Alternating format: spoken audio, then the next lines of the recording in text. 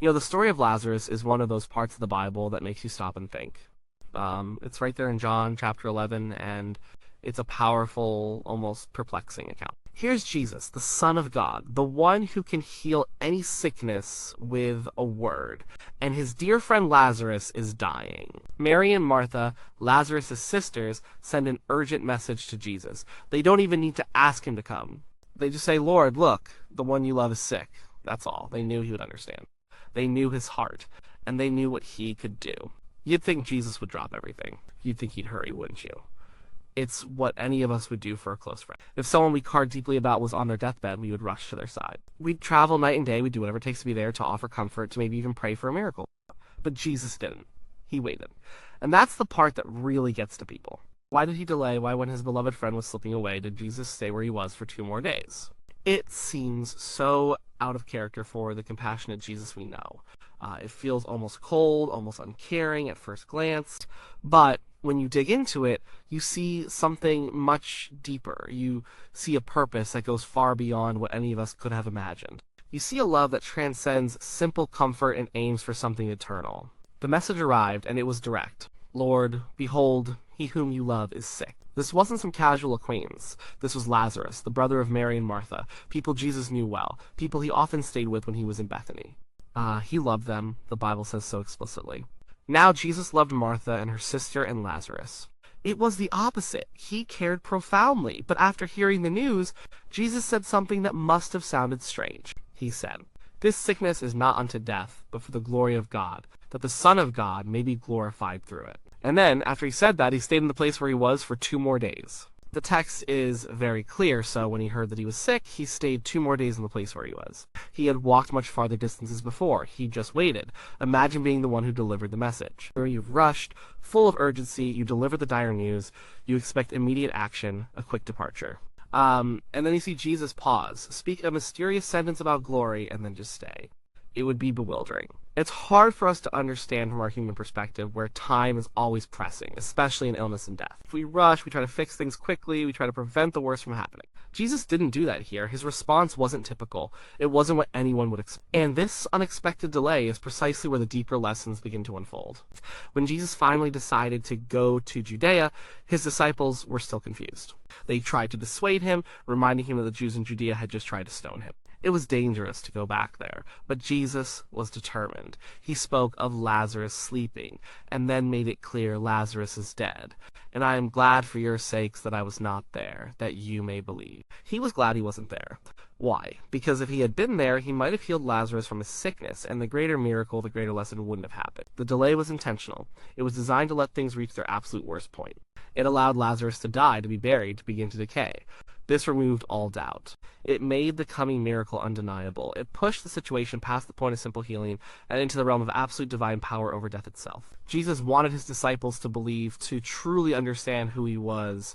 And sometimes that means allowing the darkest moments to unfold before the greatest light can shine. When Jesus finally arrived in Bethany, Lazarus had been in the tomb for 4 days. This detail is important because, in Jewish tradition, after 4 days, it was believed that the soul had truly departed the body, and there was no hope of revival. The body would have started to decompose. This wasn't a coma. This wasn't just a deep sleep. This was definite death. Martha, ever the practical one, met Jesus first. Her first words were a lament, a heartbroken "if only." "Lord, if you had been here, my brother would not have died." She believed he could have prevented it. She still believed he was powerful, even after the fact. But even now I know that whatever you ask of God, God will give you. John chapter 11, verse 22. Her faith, though tinged with sorrow, was remarkable. Jesus then engaged Martha in a profound conversation. He didn't immediately say, "Don't worry, I'll fix it." Instead, he challenged her to a deeper understanding. "Your brother will rise again," he said. Martha, thinking of the general resurrection at the end of time, replied, "I know that he will rise again in the resurrection at the last day." And then Jesus delivered one of the most powerful statements in the entire Bible, a declaration of his very nature: "I am the resurrection and the life. He who believes in me, though he may die, he shall live, and whoever lives and believes in me shall never die." Do you believe this? John chapter 11, verse 25-26. This was the core purpose of the delay. It wasn't just about bringing Lazarus back to life. It was about revealing who Jesus truly was. It was about showing that he wasn't just a healer, not just a prophet, but the very source of life itself, the one who conquers death. The delay pushed the narrative to a point where this profound truth could be revealed in the most dramatic and unforgettable way. It wasn't just about Lazarus' temporary physical resurrection. It was about the eternal resurrection Jesus offered to all who believe. After speaking with Martha, Jesus went to Mary, and Mary, when she saw him, fell at his feet, echoing her sister's words, "Lord, if you had been here, my brother would not have died." The crowd of mourners was also there, weeping. And what did Jesus do? Did he immediately, triumphantly declare that he would fix everything? No. When Jesus, therefore, saw her weeping, and the Jews who came with her weeping, he groaned in the spirit and was troubled. It wasn't because he was detached or uncaring, he was deeply moved by their grief. He wasn't crying because he didn't know what he was about to do. He was crying with them, sharing in their human sorrow, their pain, their loss. He knew he was about to raise Lazarus, but that didn't diminish the reality of their present suffering. He felt their pain. He experienced the weight of death and its impact on those he loved. This shows his full humanity. He was not a robot with a plan. He was God in the flesh, empathetic, compassionate, truly present in their grief, even as he was about to demonstrate his divine power. His tears underscore the fact that his delay, while purposeful, was not easy for him either. It was a choice born of a greater love, a higher purpose, but not without emotional cost. The primary reason Jesus gave for the delay was for the glory of God, that the Son of God may be glorified through it. And in this case, it meant demonstrating Jesus' unique relationship with God and his divine power. If Jesus had arrived before Lazarus died, he would have healed him. That would have been a great miracle, a testament to his healing power. But it wouldn't have been the ultimate demonstration of his power over death itself. Many people had been healed by Jesus. Many had witnessed his miracles. But raising someone who had been dead for 4 days, someone whose body was already decaying, that was something else entirely. That was a direct confrontation with the finality of death. The delay made the miracle bigger. It made it undeniable. There could be no question that Lazarus was truly dead. No one could claim he was just in a coma, or that he had just fainted, or that it was a trick of the light. He was gone. He was buried. He smelled. Martha herself, when Jesus asked for the stone to be removed, objected, "Lord, by this time there is a stench, for he has been dead 4 days." The glory was precisely in overcoming that stench, in reversing that irreversible decay, in bringing life back from that absolute end. The delay allowed the circumstances to become so impossible that only God himself could bring about a solution. And when he did, his glory and the glory of the Son shone brighter than ever before. And so, the greatest purpose of the delay was to declare, "I am the resurrection and the life." This wasn't just a statement, it was a living demonstration of that truth. Jesus wasn't merely bringing Lazarus back to a temporary physical life. He was showing a preview of his ultimate victory over death for all who believe. He was pointing to the greater spiritual resurrection that he offers. When Jesus commanded Lazarus to come out of the tomb, and Lazarus walked out, still wrapped in his grave clothes, it was a moment of pure, unadulterated divine power. It changed everything for those who witnessed it. It was a concrete, undeniable sign of who Jesus claimed to be. The delay was critical to set up this ultimate revelation. Without the delay, the sickness might have been healed, but the profound truth of Jesus as the resurrection and the life might not have been so dramatically, so powerfully etched into the hearts and minds of those present, and into the pages of history for us today. The delay also served to strengthen the faith of those around Jesus. Let's think about the disciples. They were still learning. They saw miracles, but they still struggled to fully grasp Jesus' divine nature. When Jesus told them, "Lazarus is dead, and I am glad for your sakes that I was not there, that you may believe," he was speaking directly to their need for deeper faith. They needed to see something more, something that would solidify their conviction. Seeing Lazarus raised from the dead after 4 days would leave no room for doubt about Jesus' power over death. It prepared them for the greatest trial to come, Jesus' own death and resurrection. If they could see him raise Lazarus, they could better understand and believe when he spoke of his own rising. For Mary and Martha too, the delay, though painful, led to a deeper faith. They already believed in Jesus' ability to heal. Their "if only" statements showed that. But Jesus pushed them beyond that. He wanted them to see beyond the prevention of death to the conquest of death. He challenged Martha with, "Do you believe this?" John chapter 11, verse 26, right before he acted. He wanted their faith to rest, not just on what he could do in this life, but on what he was for eternal life. And after seeing Lazarus walk out of the tomb, their faith surely deepened, shifting from believing he could prevent death to believing he could reverse it, and ultimately that he is the source of all life. And then there were the crowds. Many Jews had come to mourn with Mary and Martha. Some were believers, some were curious, some were skeptical, and some were hostile to Jesus. The public nature of the miracle, performed in front of many witnesses, was vital. It was undeniable proof for many. Then many of the Jews who had come to Mary and had seen the things Jesus did believed in him. The delay ensured the spectacle was grand enough, the miracle dramatic enough, to impact a large number of people, planting seeds of belief that would grow. This story also speaks to the profound difference between God's timing and our timing. We live in a world of immediate gratification, of urgent needs, of limited perspectives. We see a problem, and we want it fixed now. We see suffering, and we want it stopped immediately. But God often operates on a different timetable. His purposes are bigger, his scope is wider. His plans are more intricate. What seems like a delay to us is often perfect timing for God.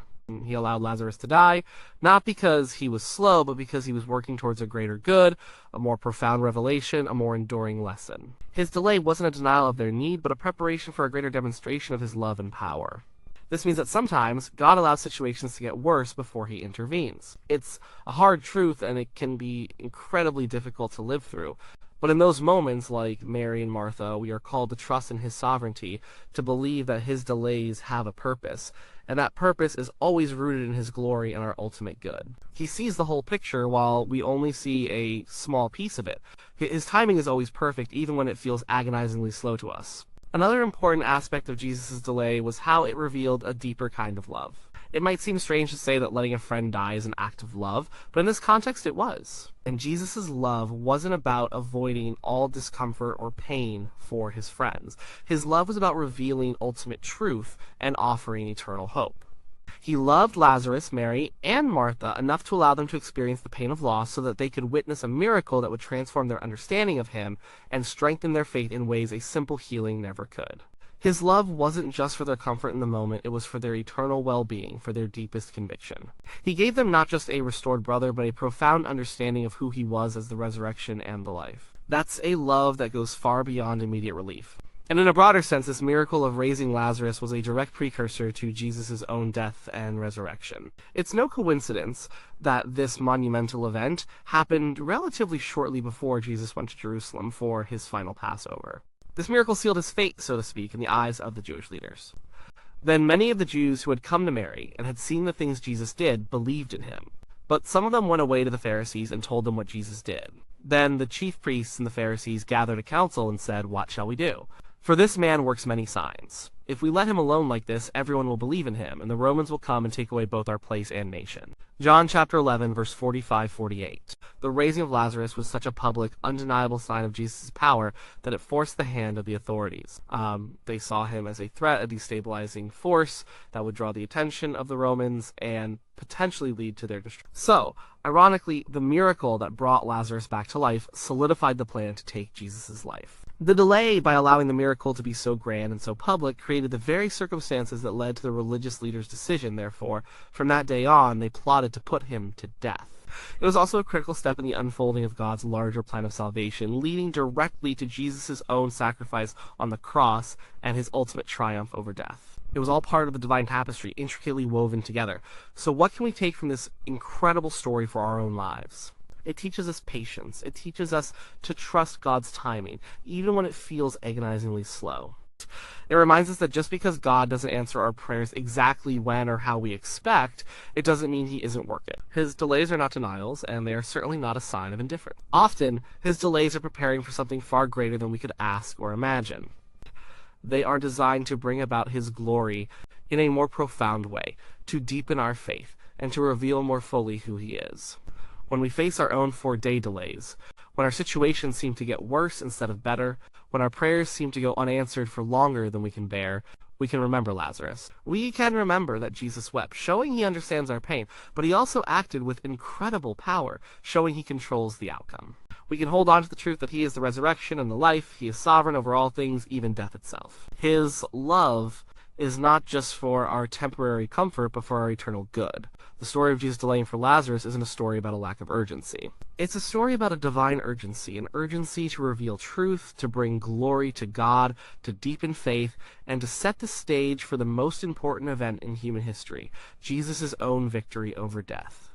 It's a powerful reminder that God's ways are higher than our ways, and his plans are always perfect, even when they involve waiting in the darkest of valleys. It's a call to trust him completely and utterly with our lives and with our deaths, knowing that he holds the power of resurrection in his hands. He delayed for Lazarus, not because he didn't care, but because he loved them so much, and he wanted to show them and us something truly glorious, something that would change everything.